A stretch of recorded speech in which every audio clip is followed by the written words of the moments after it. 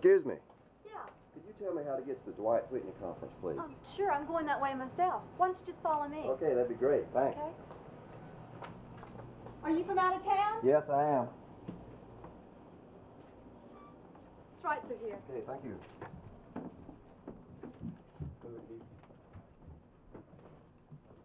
Not where the action is, if you're talking about television. And so you set up a bureau, just as Time, for example, will set up a London bureau, or Newsweek will have a Hong Kong bureau. We set up a Los Angeles bureau because most television is made there. And we have staff people who are the eyes and ears of the editors, who sit back on the main line with one little Pennsylvania Railroad station and some stone fences. And that's about it in Radnor. And so we tell them what's going on. We also originate stories and keep them supplied with story ideas and with gossip and with who's doing what to who. And all right, let me ask you this, Dwight. I know that in the process of being bureau chief in LA, you've written over 800 articles for TV Guide.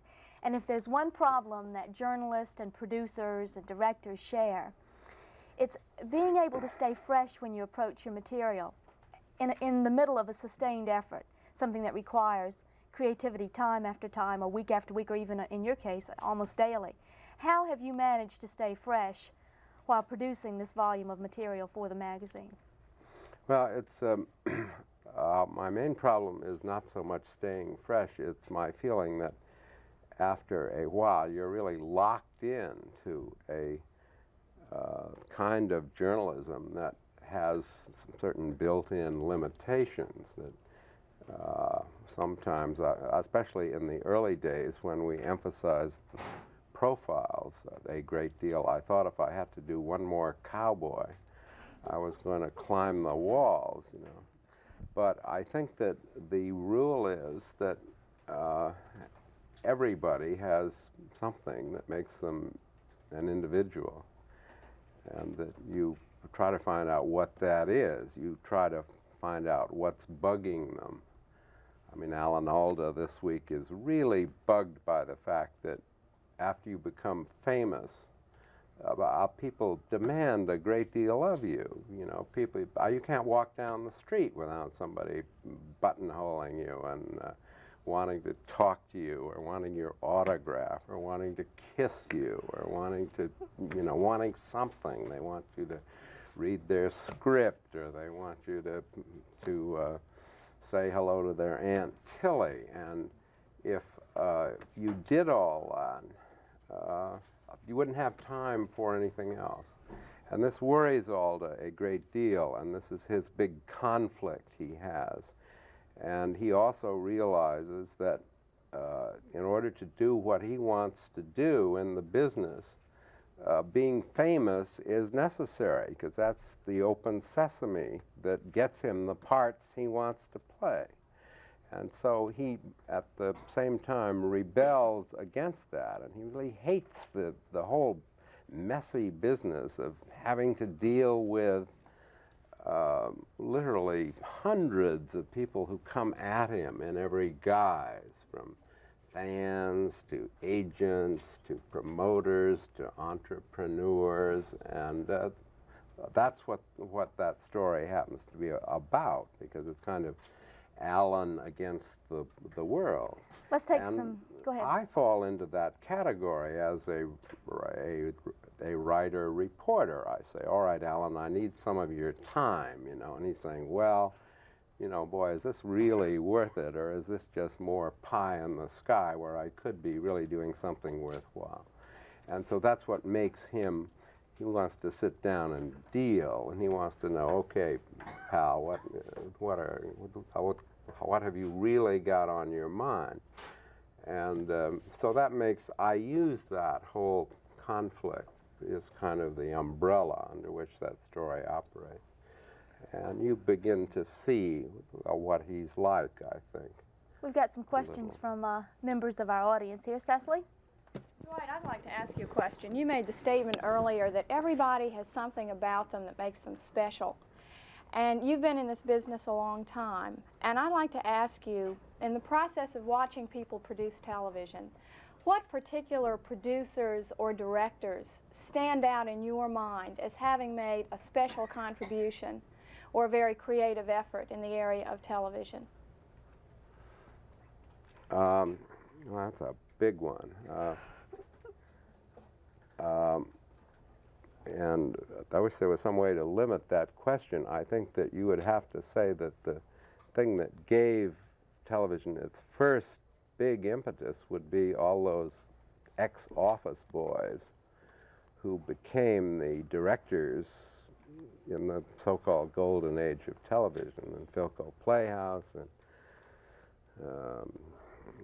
Climax and Playhouse 90 and all, Robert Montgomery Presents, that in those days it was like when the movies first came on, no self-respecting actor would be caught dead in the flicks, right? Well, when television first came on, it was very, very crude. The only people they could get to do it were the stock boys. And all those guys, Frankenheimer, Arthur Penn, Rod Serling, were all kids who I couldn't get anything else to do, and television couldn't get anybody else to do it, and they were full of beans, and they came on, and this ferment began happening, and out of it came all of the great directors of that time who are now the elder statesmen, many of them. I mean, Gore Vidal, Rod Serling, Robert Allen Arthur, you know, the list is just endless. And our movie directors, many of them came out of that golden age, but that was very crude. Everything was live, and there are great anecdotes about how the camera was left on and the bodies got up and walked off the stage and that kind of thing.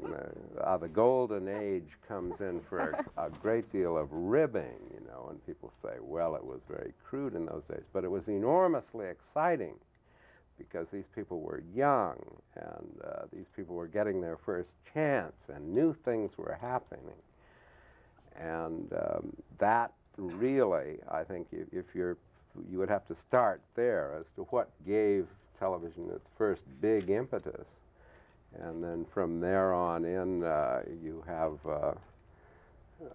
I think you would have to say in modern times that Norman Lear, for whatever else you may think of Norman, that to make All in the Family the first time, why they thought he was crazy. He had to club people to let him. Actually, he tried it 3 times. ABC had it and would not put it on the air. And they made 2 or 3 pilots and recast it several times. And finally, CBS, quote, took a chance, unquote, on Archie Bunker, and they hired extra switchboard operators because they figured the board would light up like Christmas morning with people just saying they'd never tune in the network again. And they were absolutely petrified.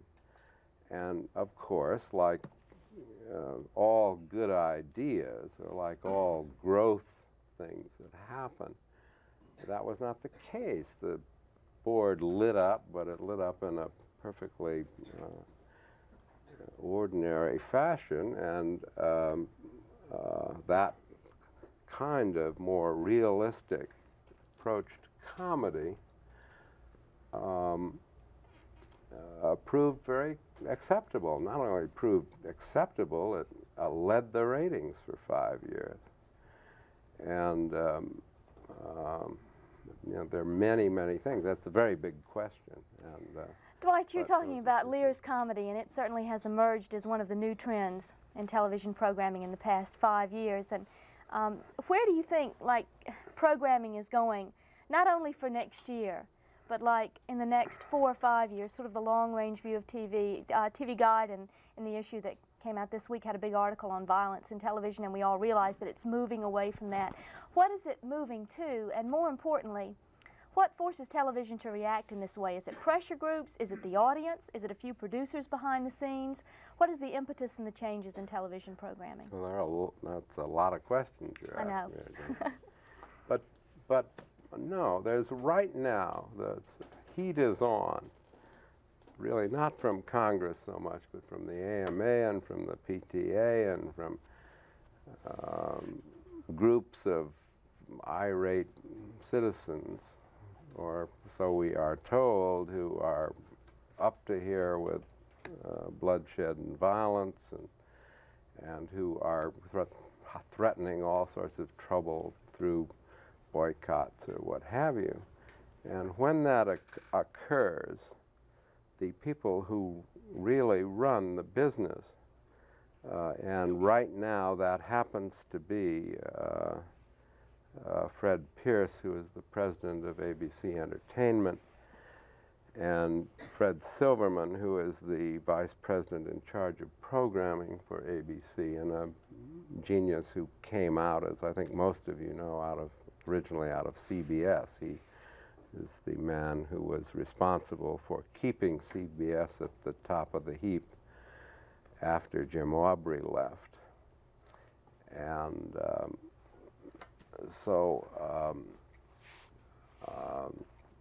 they are the men who really dictate what's happening. Now, they don't want any part of this present stir over violence. I mean, everybody is exorcised over violence. It just happens at this time. So Silverman, as the ringleader, and whom everybody happens to be following right now, because he's the #1 network, is pulling back, you know. And so on the fall schedule, not only of ABC, but of the other networks too, there are no new cop shows, no new private eye shows. There's one new Western, and everything else is comedy. And Silverman has gone comedy crazy. And the reason for that is, what he's really saying is, okay, you know, get off my back. Now, I think that as soon as the heat's off, that that trend may change. But this fall, you're going to see so much comedy. It's some of it not really very funny comedy, I can say, and some of it a funny comedy. Questions? But you're going to see a heck of a lot of it. Yes.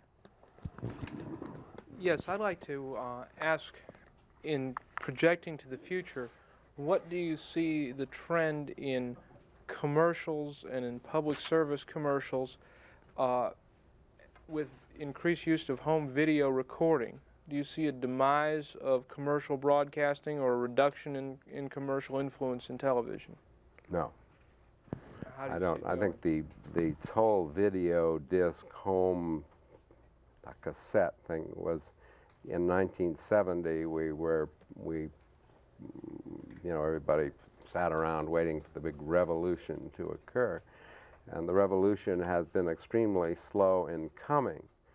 And cassettes and video disc systems are, for one thing, there are several different systems, as I'm sure that people here know much more about that than I do, because my technology is not the strongest. But certainly people have not rushed to throw out their television sets in favor of video discs, or buying prints of Airport 75. You know, I don't really notice that that's altered the structure of the business very much. Not so far, anyway. And that is not to say that it may not happen. Questions? Any others? Dick? What impact, Dwight, do you think public broadcasting drama has had on commercial television? Well, I think it's had a lot of influence. But, I mean, CBS came on with a thing called Beacon Hill, as you would call, which was a ripoff of a marvelous British show called Upstairs, Downstairs that had an enormous following among the what we'll call the opinion makers, for want of a better word. But anyway, there were a lot of people. That show had more notoriety than it did viewers. And I think that numbers do not necessarily measure impact, and I think certainly in the case of Upstairs, Downstairs, or the Forsyte Saga, or let's say the Bronowski show, The Ascent of Man, really beautiful, marvelous show with a great personality kind of in the driver's seat of that show. I was the last man to interview Bronowski, and I adored him. You know,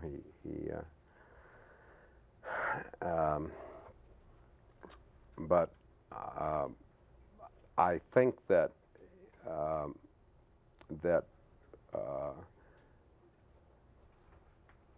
the commercial television's interest in that sort of thing has to do with their image. They don't want people going around saying, well, you only produce the Beverly Hillbillies, or Gilligan's Island is all you can do. They want to be known for having produced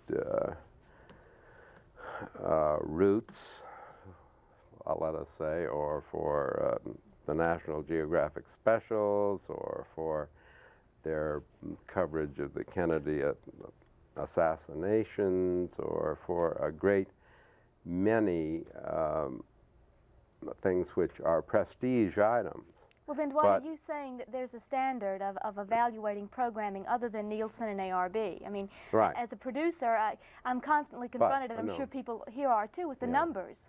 Yeah, I'm getting slightly long-winded here, and but I have to make one more point, that in the last analysis, that what is really runs the business is the numbers and the prime time schlock, the Charlie's Angels, Starsky and Hutch, which, by the way, is still on the air, as violent as it is, but it will be discreetly toned down some.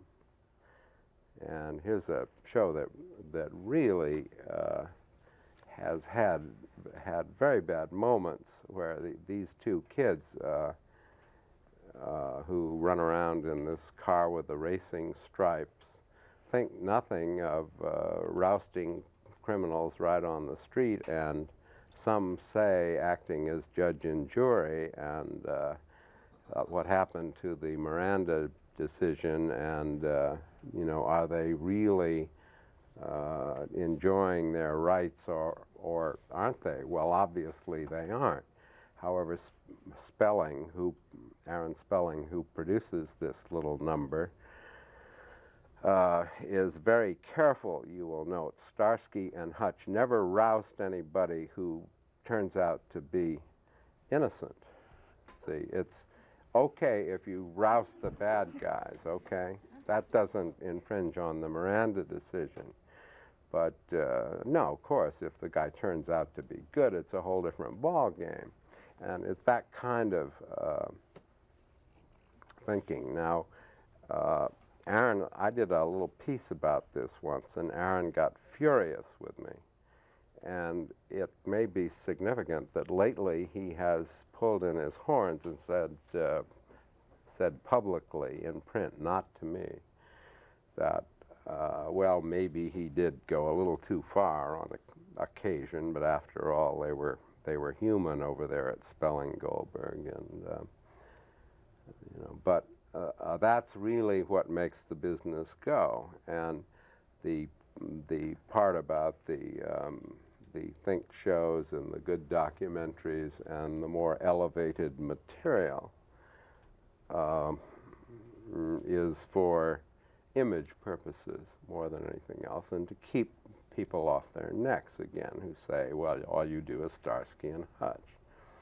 Then let me put you on the spot and ask you why TV Guide isn't more of a critical force in either saving a series that has merit but isn't drawing the numbers, or either reprimanding Spelling when he needs to be, like you said that you did, but then he got furious. Is there some judgment, some critical force that could emerge that could counter the effects of sheer popularity so that we recognize what is really good programming vis-a-vis what is just a bestseller? No. The answer to that question is no. That people don't read critics. On Broadway, they read critics, or they read one critic, Clive Barnes, or whoever has recently replaced him, who has. Otherwise, critics don't amount to very much even on Broadway. And you get into the movie area, and their influence is really taking a nosedive. But in television, they don't mean anything.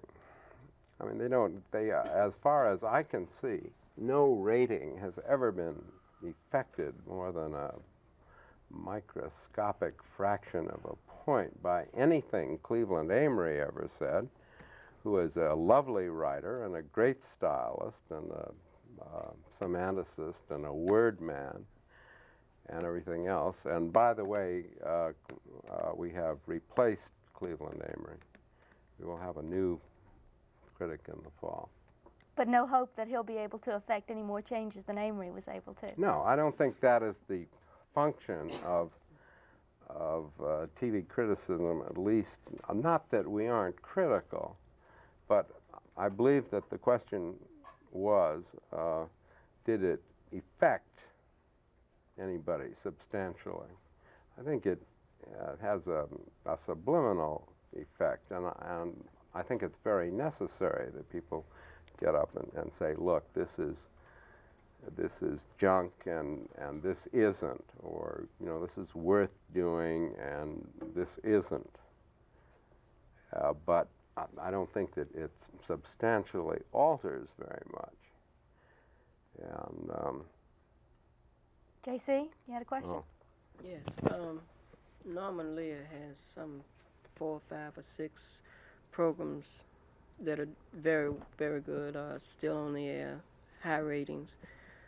How do you explain this man with such a success behind him as far as programs are concerned, and taking extras from one show and making another show completely surrounding the extra from the former show? How do you explain the genius behind this man? How do I explain the genius, J.C.? Well, I just think Norman had initially, and still has, for whatever else anybody may think of him, a lot of courage to stand up and say, okay, I want to do this show my way. And for a long time, they wouldn't let him do All in the Family. They said, how can you do comedy about bigotry? And because this was a whole idea that was outlandish. They couldn't visualize that, And finally, as I say, somebody took a chance on it. Now, Norman, meantime, the danger of that is that you fall into a pattern, and they say, oh boy, wow, All in the Family, top of the ratings, 35 share, automatic, guaranteed. And we want more All in the Families. So, you know, you get Maude and you get all the rest of them. And pretty soon, the shows begin to become feeders off themselves. They're cannibalizing so that it almost becomes a cliche. Now, Norman has made certain attempts to get away from that. You know, he's gone in, he had the first black shows. He had more black shows. He had a show called Good Times, which started out to be a really kind of serious comedy about a middle-class black life in Chicago. And Esther Roll came into that on Lear's promise that it would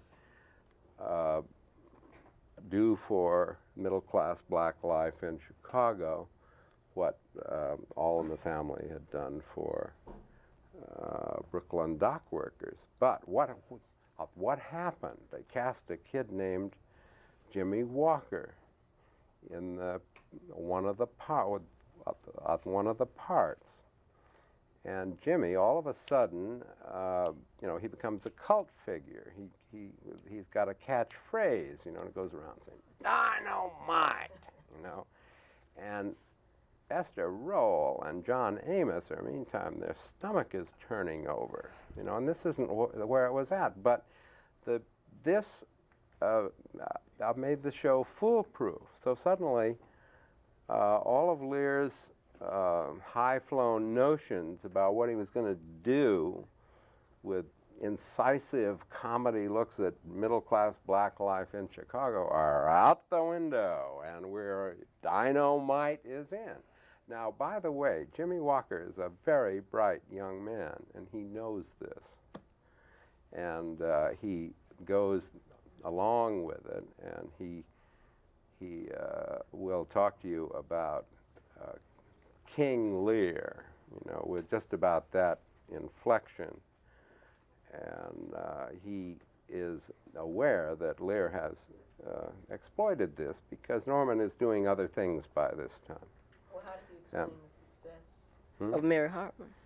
Okay. It's totally all right. different. Now, Norman wants to do other things. He says, okay, I understand. I've got 10 shows going, and they're all sort of in the same genre, you know. As, for that matter, Mary Tyler Moore's stuff is pretty much in the same. And so Norman is with Mary Hartman. He was trying to get into a new area, and the network wouldn't let him, so he syndicated it. That's all. We're going to keep talking. We're out of time for the purposes of our program, but let's just keep asking questions. You don't mean it. We just started. 30 minutes goes fast, right? Questions? Yeah. What has All in the Family done for what? For Brooklyn dock workers. For Brooklyn dock workers. What has All in the Family done? Was this Lear's perception? Well, Do you think it really has done something? well, I think he was interested in the character, you know, but